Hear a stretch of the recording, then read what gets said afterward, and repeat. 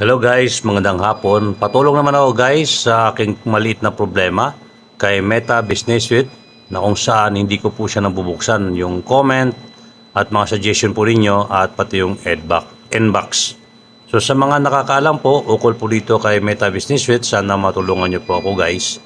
Kasi ito ay pinadownload sa akin ni Meta para mag-isa na yung i-compress na yung mga message ng Facebook page, Instagram, WhatsApp, at yung mga message po ninyo suggestion. Dito na bumabagsak lahat. Kaso lang, yan pong pinapakita ko po sa inyo, yan tinuturo ko po, ay hindi ko nabubuksan. Kapag pinipindot ko po yung inbox, yan po, yan bumabalik po siya sa screen o sa menu.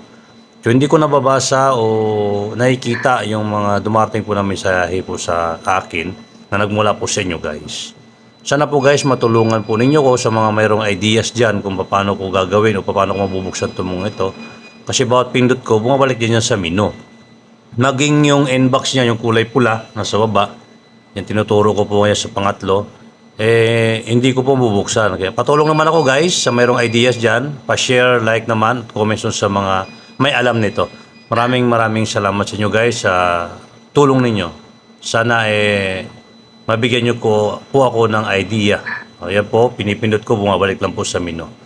Okay? Patulong naman ako guys. Maraming salamat po sa magbibigay po sa akin ng ideas at tulong. Laking tulong po sa akin ang ideas na yan. Okay? Ayan po.